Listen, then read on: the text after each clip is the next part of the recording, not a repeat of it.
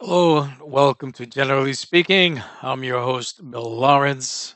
Today is July 9th, 2025, and my little topics for today start with a broadcast I was listening to on NPR about a proposed ceasefire between Israel and Hamas, and a 60-day ceasefire.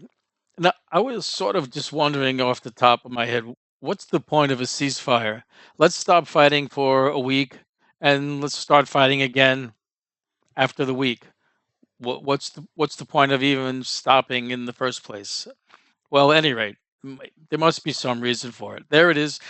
At any rate, what are some proposals? It's a 60-day ceasefire, and Hamas, in considering it, says what they would like is for the ceasefire to become permanent.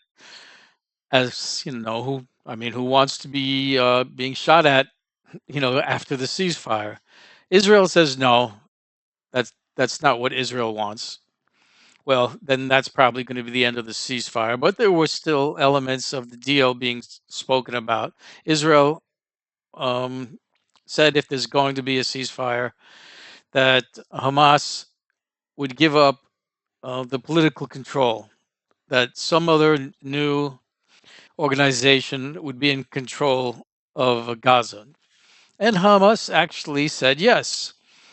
So that was interesting. It shows a positive attitude on Hamas's part. Got to wonder, though, how that would even happen. There's no one there to take control, really, except Hamas. If they stop and we say there's some new organization, it'll have a name, whatever it is, and who's going to be running for the office? More Hamas people, the same people. There's hardly any male adults left anymore in Gaza, so I'll be wondering how that would happen. But now there's more to it. There's Israel also wants Hamas to give up all of its arms. And who's going to give up arms when you don't know if your opponent is going to is discussing in good faith, right? They might just come in and start shooting again, so you're going to want to keep your guns. But there's more. Then also Hamas has to leave, exile themselves, just not even be there anymore. It just gets more and more ridiculous. You can't believe a thing Israel says. Israel is just a bloodthirsty monster at this point. They only want the death of the Palestinians in Gaza and in the West Bank. They're killing them there. They've just got a rabid political structure that wants to just wipe them all out.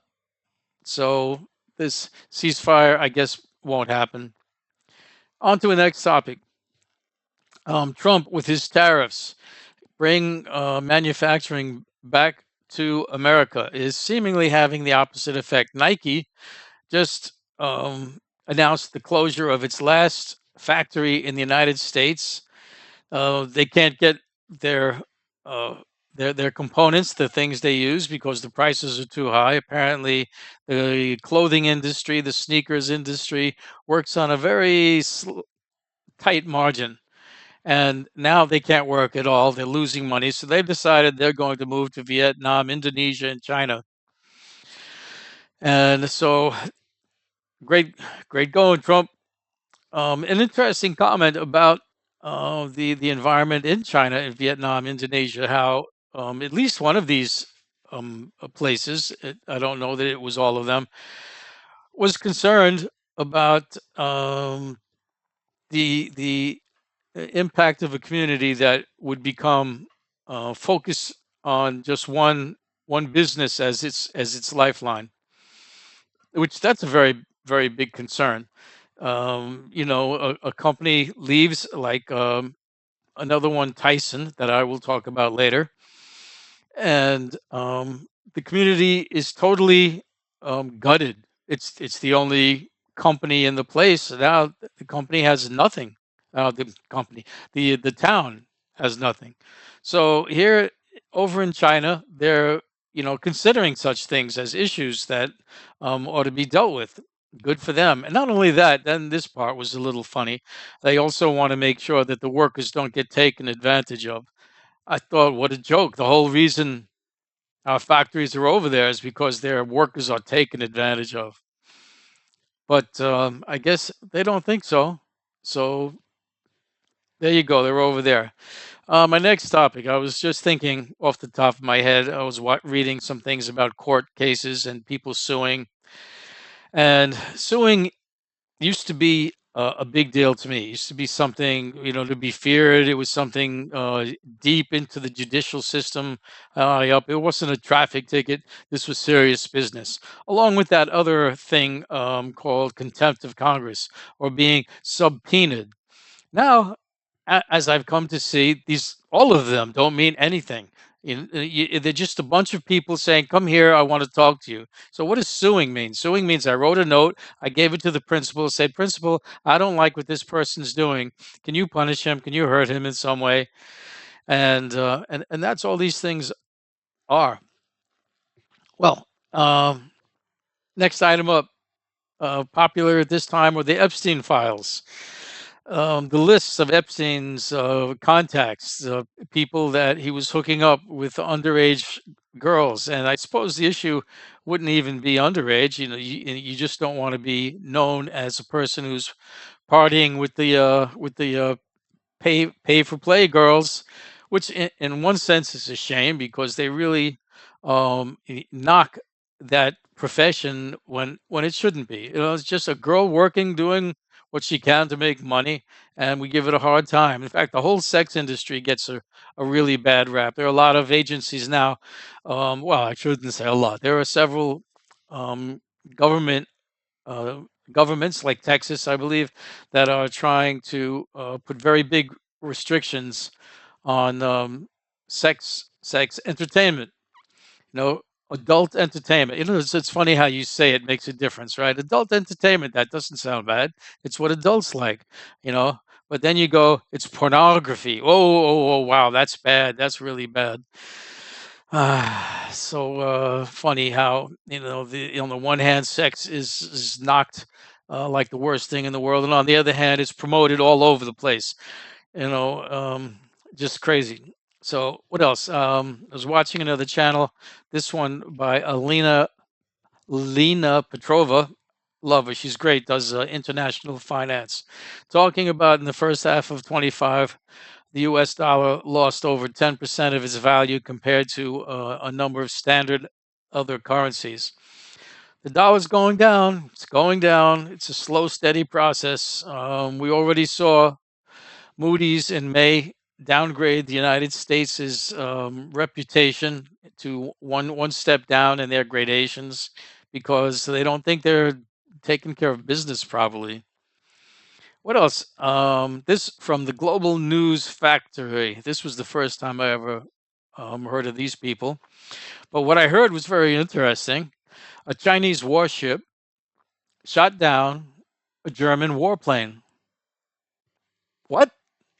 That's that's war. What do you mean? What? Chinese shooting down Germans? And you don't hear a thing about it in the mainstream media. Well, what's this all about? Well, first of all, uh, where did it happen? It happened in the Red Sea. So these are international waters. This is nowhere near Germany's normal where they would hang out space. What's more is it wasn't just any old plane. I suppose none of them are any old planes, but what it was in particular was a reconnaissance vessel. It was reconnoitering. It was looking around. What was it looking for? It was looking for ghost ships. Ghost ships. What are those? Those are ships that are transporting oil that is not supposed to be transported because it comes from countries like Iran that have sanctions placed on them that nobody is allowed to buy their oil. We're going to tell everybody who they can and can't buy oil from. All right, so we can't actually tell you. We can say that's the way we'd like things. And then if the people don't want to go along with that, we can put sanctions on them. We can start turning up the pressure because we're such nice people. We'll put the pressure on anyone, enemies and friends alike, if they start dealing with Iran's oil. So, at any rate, we got these ghost ships. These ghost ships are typically old, getting near past their time or already past their prime ships. that don't have good insurance coverage because they're rickety and falling apart. They also get registered under foreign flags and shell companies, and nobody knows, who these ships are really from. Their location, their identification transponders are often turned off, so nobody knows, who they are. And it's funny in a way to call them a ghost ship because a tanker isn't exactly something you can't see. They're pretty huge, but I guess, and to the extent that they can be hidden and anyone can, say now it's hidden, they do that. And what was this German plane doing? This German plane was looking for them, to report on them, send it back to United States. There they are. Let's do something. And what could they do? Well, the US has already done something before the sanctions had been on long when they were first being placed. Iran had sent a tanker to China, and the United States just commandeered it, pirated it. That's what it is, piracy. Just took the ship and sold the oil for $800 million or 80 million, some million with an eight in there somewhere. And so yeah, they want to go and take those tankers, but they've got their shadow tankers now, and the Germans were looking, and it's not just them. They're in a coalition. The Germans, the French, Italians, some other people, and it's not just these flights that happen. There are buoys in the water that are somehow sensitive to ghost ships. I don't know. I'm I guess you would call them ghostbusters. All right, nautical ghostbusters. So, any rate, my last observation about shooting down that plane was it was done with a laser. Now, that's the first time I heard that military technology. Sure, launching missiles, that's the common thing, but they used a class 4, whatever that is, a class 4 laser, shot that bad boy down. And actually, I don't know if they shot it down. Maybe they shot it down, damaged it, hit it. At any rate, all those reconnaissance planes, they kind of said, well, let's rethink this, and they disappeared. So that's it for that. What's the next one up? Oh, watching something about the European Union having some discussions about anything, and the comment went over to the present head of the European Union, Ursula von der Leyen. She's currently under assault by the opposition parties, people that would want to take her job, think she's not doing a good job. They're rallying for her to step down, rallying for someone else to take over. And this article was talking about how the first thing that happens with people that don't like being attacked is they start accusing you of being a Russian puppet. It doesn't matter if you don't have anything to do with Russia. If you live on the same planet that Russia is on, you're a Russian puppet. And so that was just a comment there. And it is so true how those arguments go. What else? The next person was discussing economics and mentioning how wealth distribution in this country is just out of control. How in the after the World War II, the wealth distribution, which means how much the top has versus the bottom, was better in this country than most of the other Western developed countries. And now it's the opposite. The wealth distribution at the top is something like this, where the lower 90%, it's hard to even call that lower, right? But yeah, 90% has one third of the wealth, and the 10% at the top has two-thirds of the wealth. Well, that's certainly quite the distribution. Now, what I wanted to comment on was that I've heard a lot of times how this wealth inequality is a bad thing, can make things collapse. But I was thinking, well, should it really? I mean, suppose there is such a disparity, but also suppose that the bottom half's doing well. Sure, they don't have yachts and dachas and mansions all over the place and a garage full of 20 different Ferrari kind of vehicles, but that they've all got what they need. They've all got what's good. They got what looks happy. Then perhaps the inequality wouldn't be the issue so much as I think it's the actual conditions, the absolute. So it's absolute versus relative, and I think the absolute is perhaps more the issue here than the relative. What else? This was a statement I'd heard many times. I just thought I'd mention it again about the United States, and its intentions in the Mid East. A lot of people aren't aware that there was a plan long before the attack on Iraq for taking 7 countries in 5 years. You know, Saudi Arabia, Libya, Iraq, Iran, and I don't get all five of them. But this was actually a plan that the United States had. And so this idea that any of these things are happening for reasons of, oh, bad actors here, you know, Saddam weapons of mass destruction, like Libya, whatever the problems were in Libya, as if they were all isolated in instances, you know, of their own. No, there's all part of a strategic plan to take over 7 countries in 5 years. Didn't quite do the seven, but they did get quite a few. Oh, next up, Iran. Iran was attacked, of course, we know, by Israel, and the United States did a little action, dropping some of its biggest bombs on nuclear sites.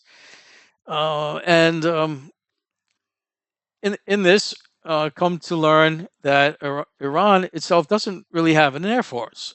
They don't have planes to send up and fly over to Israel, and their actual defense systems aren't the best in the world. They're better suited at sending attack missiles, you know, to enemies, but they weren't so well developed with the defense. Well, now they've built that up a little bit. They've bought some high end equipment from China. HQ-9B. I love the names of these things. Some HQ-9B missiles. Now, these bad boys, US try to send over one of those B-2 bombers again. It's not going to be quite the same story. That bomber might not be coming back. So, smart behavior on Iran's part. What else? Watching another story totally away from all of this international political stuff. Talking about a nomad camper.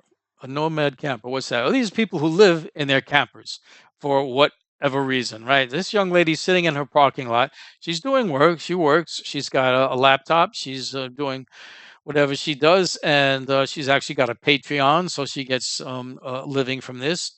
But she's been living for years in her little van, and suddenly in the parking lot some police come over. So this is a police harassment story, and they start harassing her about she's camping. You're not allowed to camp here. It's a public park. It's open till 10. She's there at 8 o'clock. She can sit there as long as she wants. She's not camping.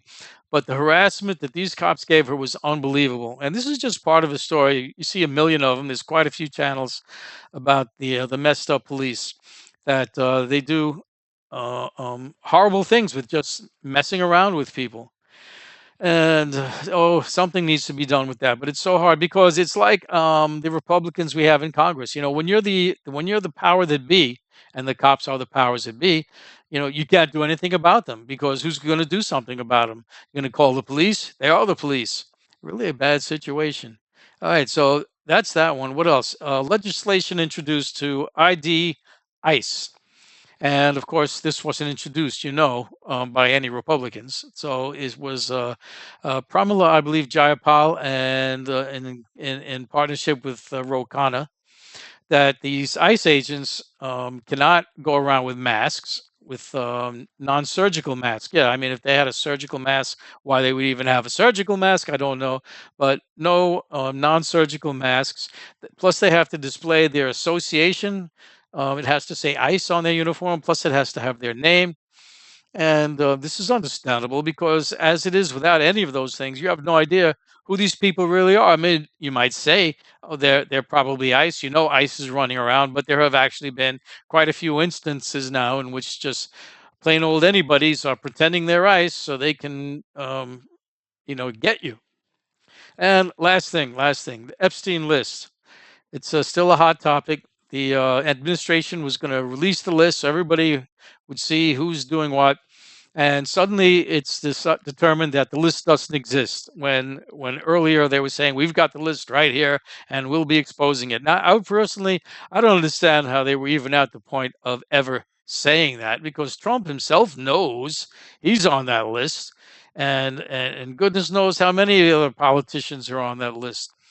But there it was, and while I was looking at that, I just Was thinking, it's a lie. And in terms of lies, I was reminded of the assault on the Iranian nuclear sites, how they were obliterated. Oh, obliterated. Everybody knows they weren't obliterated. Sure, damage to the entrance. It'll take some time to put those back together, but the facilities are still 90% functioning. They're really not damaged, just the entrance and the material, the uranium. That was totally moved away. They still got the uranium, but Trump will sit there and just insist that they were obliterated. This guy thinks that if he just says something, it becomes true, and that goes back, of course, to the Biden won the election, how it was stolen. A complaint that he always makes. He just says it, and everybody knows it's not true. Well, not everybody. There are a lot of Trump fools who are still willing to believe that. But at any rate, there goes my spiel for today. I hope you enjoyed it. Please give me a like, a subscribe, make some comments. I'd like to hear anything from anybody. Don't know if I'm getting out past friends and family at this point. But at any rate, I'll keep recording and have a nice day.